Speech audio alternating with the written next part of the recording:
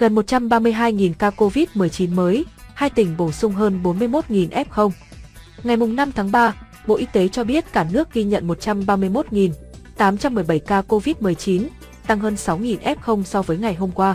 Ngoài ra, Phú Thọ, Thái Nguyên bổ sung thêm hơn 41.000 ca mắc. Tính từ 16 giờ ngày 4 tháng 3 đến 16 giờ ngày 5 tháng 3, trên hệ thống quốc gia quản lý ca bệnh COVID-19 ghi nhận 131.817 ca nhiễm mới, trong đó 37 ca nhập cảnh và 131.780 ca ghi nhận trong nước, tăng 6.212 ca so với ngày trước đó tại 63 tỉnh, thành phố, có 88.572 ca trong cộng đồng. Hà Nội ghi nhận đến 25.013 ca trong ngày, tiếp đó là Bắc Ninh, 7.161, Nghệ An, 6.460, Sơn La, 4.228, Phú Thọ, 3.864, Hưng Yên, 3.818, Bình Dương, 3.608, Nam Định, 3.536, Lạng Sơn, 3.251, Quảng Ninh, 2.998, Thành phố Hồ Chí Minh, 2.984, Đắk Lắk, 2.916, Vĩnh Phúc, 2.805, Hòa Bình, 2.799, Thái Nguyên, 2.792, Tuyên Quang, 2.747, Bắc Giang, 2.573, Ninh Bình, 2.525, Quảng Bình, 2.338, Yên Bái, 2.278, Thái Bình, 2.240, Cao Bằng, 2.212, Hải Dương, 2.182, Bình Phước, 2.158, Hà Nam, 2.146, Khánh Hòa, 2.102, Hà Giang, 2.081, Điện Biên, 2.051, Đà Nẵng, 1.967, Lào Cai, 1.945, Bình Định, 1.894, Cà Mau, 1.732, Lai Châu, 1.709, Gia Lai, 1.481, Quảng Trị, 1.183, Thanh Hóa, 1.099, Lâm Đồng, 1.060, Bà Rịa, Vũng Tàu, 1.024, Đắk Nông, 967, Hà Tĩnh, 832, Phú Yên 721, Bến Tre 708, Tây Ninh 649, Hải Phòng 598, Bình Thuận 557, Trà Vinh 456, Quảng Ngãi 416, Vĩnh Long 416, Bắc Cạn 368, Thừa Thiên Huế 364, Quảng Nam 351, Kon Tum 303, Bạc Liêu 266, Đồng Nai 196,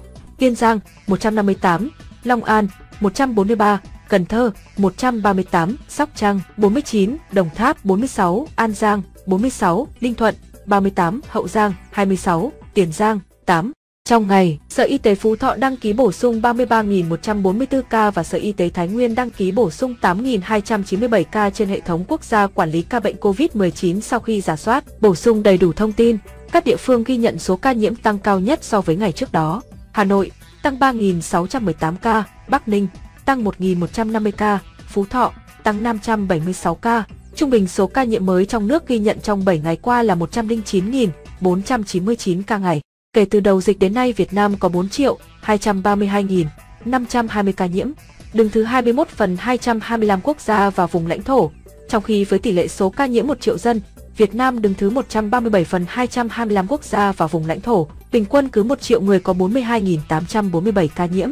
Trong đợt dịch thứ 4, từ ngày 27 tháng 4 năm 2021 đến nay, số ca nhiễm ghi nhận trong nước là 4.225.053 ca, trong đó có 2.613.185 bệnh nhân đã được công bố khỏi bệnh.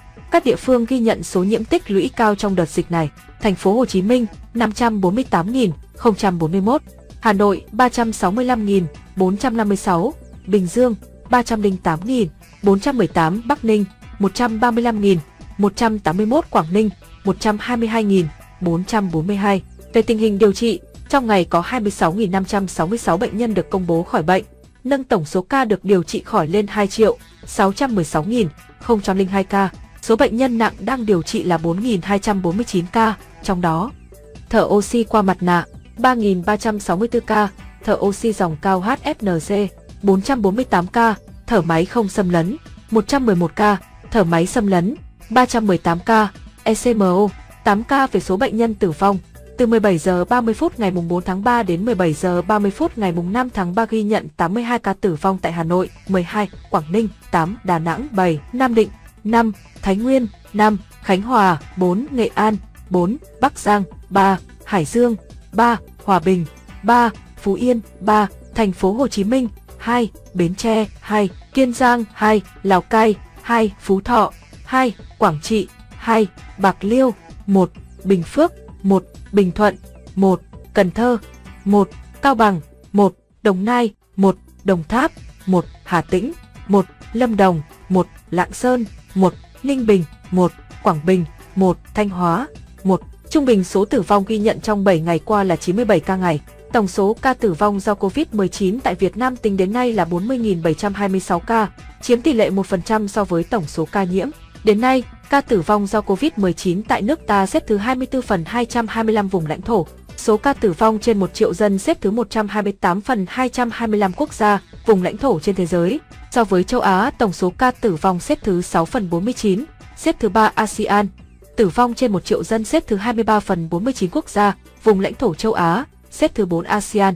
Về tình hình tiêm chủng, trong ngày 4 tháng 3 có 964.471 liều vaccine phòng Covid-19 được tiêm. Như vậy, tổng số liều vaccine đã được tiêm là 197.277.917 liều.